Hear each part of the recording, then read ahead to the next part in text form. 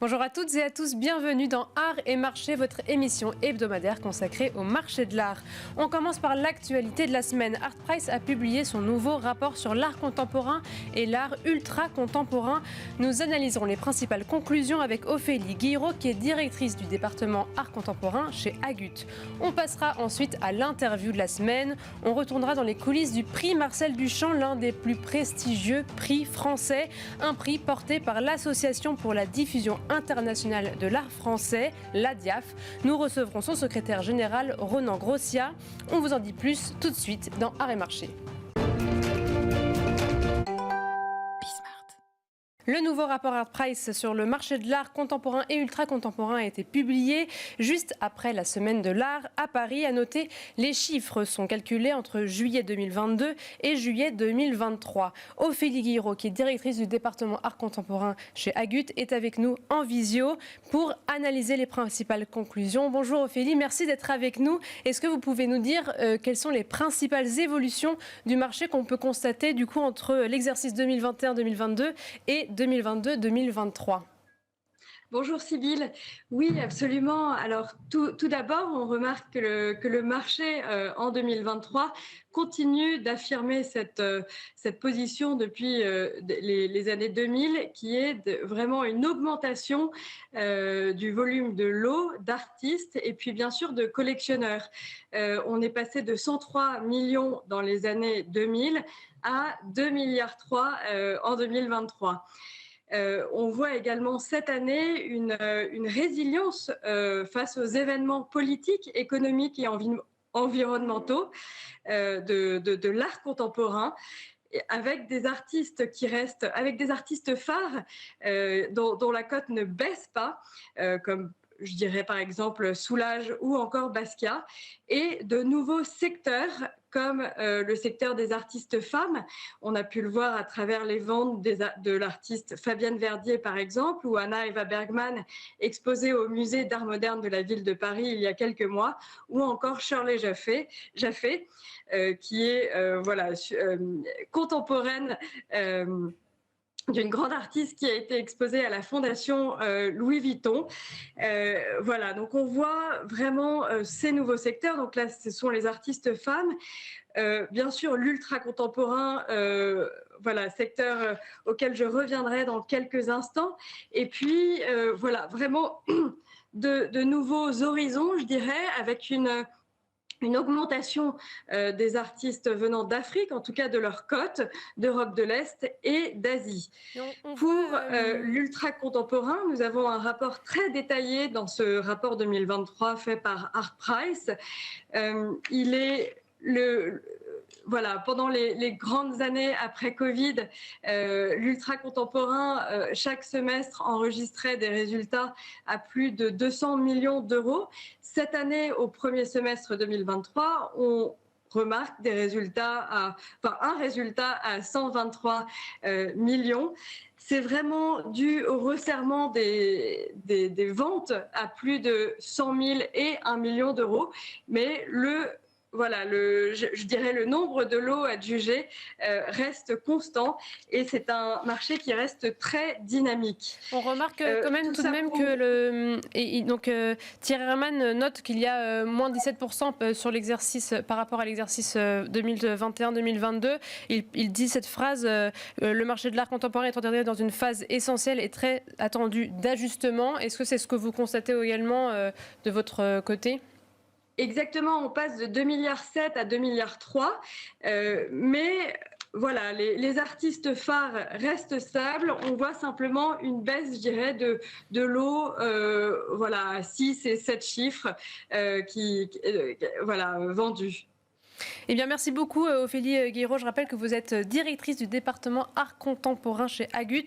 Et tout de suite, on passe à l'interview de la semaine. Et c'est l'interview de la semaine avec Ronan Grossia, qui est secrétaire général de l'ADIAF. Merci beaucoup d'être avec nous. Bonjour Sybille. Alors je rappelle, la DIAF, c'est l'Association pour la diffusion internationale de l'art français qui décerne chaque année le prix Marcel Duchamp et celui-ci a été remis il y a quelques jours à Tariq Kiwanson. Est-ce que vous pouvez déjà nous rappeler quelle est la mission de la DIAF ? Oui, la mission, c'est de soutenir la scène française à l'international, en particulier à l'international. Et par scène française, on entend tous les artistes qui vivent et travaillent en France. D'accord. Alors, l'axe principal, c'est bien sûr le prix Marcel Duchamp, mais c'est peu connu. Une des activités fortes de la DIAF, c'est aussi d'organiser des expositions. Oui. En partenariat avec des institutions à l'international. Il y a bien sûr le soutien régulier depuis le démarrage du Centre Pompidou, qui expose régulièrement les finalistes du prix Marcel Duchamp, mais il y a une demi-douzaine d'expositions à l'étranger chaque année qui permet de diffuser les œuvres de la totalité des finalistes depuis le début du prix Marcel Duchamp. C'était déjà l'année 2000. Donc on est à plus d'une centaine de finalistes qui sont régulièrement réexposés. Et l'association, qui sont les personnes, les membres ? Qui est derrière. Donc il y a 350 collectionneurs et mécènes qui sont des adhérents. Voilà. Ce sont des collectionneurs d'art contemporain. Ce sont les adhérents du prix Marcel Duchamp. Ce sont elles et eux qui soutiennent financièrement le prix. Et le prix est possible évidemment grâce aussi à des partenaires privés, des entreprises. Vous avez cité tout à l'heure ArtPrice, c'est un des partenaires. Le comité professionnel des galeries d'art en est un autre. Katawiki pour la jeune scène émergente notamment.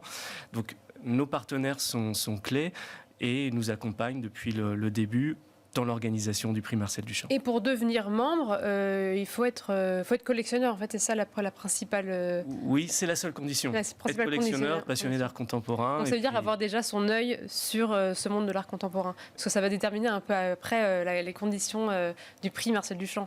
Oui, avec quand même un élément, c'est que chacun peut avoir un œil neuf sur l'art contemporain. Il n'y a pas d'ancienneté requise. On est très attaché à régulièrement renouveler les adhérents, adhérentes, à accueillir les nouvelles générations. Et on peut être collectionneur d'art contemporain à des niveaux de prix très raisonnables, notamment en collectionnant les artistes émergents, en démarrant par exemple avec des éditions, en démarrant par exemple avec des lithographies. Donc le terme collectionneur n'est pas forcément réservé à des personnes qui auraient des moyens financiers très importants. Oui, c'est plus le regard qui est important. Et le prix Marcel Duchamp, qu'est-ce que vous avez voulu mettre en lumière à travers ce prix ? Alors, l'idée de démarrage du fondateur de la DIAF et le créateur du prix Marcel Duchamp, Gilles Fuchs, était de soutenir, grâce au prix, la scène française en lui apportant une visibilité additionnelle. Lorsque le prix a été créé au début des années 2000, la scène française n'avait pas la visibilité qu'elle a aujourd'hui. Le prix a été probablement la première grande création qui était effectué avec un total esprit d'équipe. Les collectionneurs étaient les premiers soutiens des artistes dans ce prix, mais très tôt, il y a eu la volonté de s'associer à une institution publique de renommée, le Centre Pompidou, qui nous a accompagnés depuis le démarrage et qui expose maintenant la totalité des finalistes. Être accompagné aussi des galeries, ça a toujours été important pour nous, et d'un certain nombre d'entreprises privées mécènes. Donc, dès le départ, le prix a été créé avec la volonté d'en faire un vrai partenariat public-privé rassemblant l'ensemble des acteurs de la scène française. Ça a été une vraie initiative dans le domaine précurseur et qui a accompagné les évolutions très positives de la scène française depuis maintenant 20 ans. Est-ce que vous pouvez nous raconter comment se passe du coup la sélection des artistes jusqu'au lauréat? Alors c'est un process intéressant parce que au sein des grands prix internationaux d'art contemporain, c'est probablement le process le plus long. Et la longueur de ce processus, qui est sur plus d'1 an, est aussi une des conditions de sa qualité. Oui. Et aussi, c'est un des moyens d'éviter les conflits d'intérêts. C'est un process... C'est vrai que c'est tout ce qu'on pourrait se dire à travers une association de collectionneurs qui vont choisir des artistes. Donc, et vous verrez que les collectionneurs, justement, ils prennent du recul au fur et à mesure qu'avance le processus de sélection. Et donnent les clés à d'autres. Et c'est ça qui est extrêmement intéressant. C'est un processus en 6 étapes, si on doit les résumer. La première étape, ce sont les visites d'ateliers. Les adhérents de la DIAF rencontrent à peu près une centaine d'artistes chaque année. Ensuite est établie une liste d'artistes qui ont une visibilité importante à l'international, soit par leur présence en biennale d'art à l'international, en institution internationale. On arrive à environ 70 noms. Ensuite, on aboutit au vote des adhérents-adhérentes. Les adhérents-adhérentes sont totalement libres de leur choix. Ils définissent 4 noms et à partir de leur vote, on réduit la liste à une quarantaine de noms d'artistes. Cette étape se poursuit ensuite avec un comité de sélection. Le comité de sélection, c'est une douzaine de membres de la DIAF qui changent chaque année pour assurer là aussi plus de partialité. Plus effectivement d'impartialité, pour éviter des proximités qui pourraient exister. Et les adhérents qui sont nommés pour être membres de ce comité de sélection ne doivent pas être professionnels marchands du monde de l'art. Ça ne peut pas être des galeristes, des art advisors, etc. Ensuite, on aboutit à l'exposition en elle-même des 4 finalistes, puisque ce comité de sélection définit les 4 finalistes. Et au sein de cette exposition, à côté, dans les mêmes locaux du Centre Pompidou, est organisée ce qu'on appelle la séance des rapporteurs. Donc, ça peut être des philosophes, sociologues, historiens de l'art. Les professions sont très variées, vont présenter chacun des 4 artistes finalistes à un jury. Et c'est là la dernière étape. Le principe est que le jury doit être extérieur à la DIAF. D'accord. Il est composé de responsables d'institutions internationaux, de collectionneurs internationaux. Récemment, le président Claude Bonin de la DIAF a annoncé qu'il allait être étendu également à des artistes. L'idée étant que les membres de la DIAF laissent à d'autres le choix final de l'artiste lauréat ou lauréate. Et après, est-ce que vous avez une visibilité sur le suivi des artistes? Comment est-ce qu'ils ont évolué? Parce que là, le prix Marcel Duchamp a quand même une vingtaine d'années. On voit comment chacun a évolué dans sa carrière suite au prix Marcel Duchamp. Oui, il y a 4 facteurs qui permettent de faciliter les évolutions des artistes. Le premier, il est immédiat, c'est l'extrême relais presse, médias liés au prix Marcel Duchamp. C'est le prix d'art contemporain en France qui est de loin le plus relayé et dans les médias européens et dans les médias hors Europe. Le deuxième point, c'est le soutien de la DIAF dans la durée, puisque là aussi, les adhérentes s'engagent à réexposer les artistes via des partenariats avec des institutions à l'international. C'est aussi un atout pour l'ensemble des finalistes. Évidemment, le soutien du Centre Pompidou est clé. Le Centre Pompidou non seulement s'engage dans l'exposition, mais sur le passé a eu un vrai effort d'acquisition, pas seulement des lauréates, mais aussi de l'ensemble des finalistes.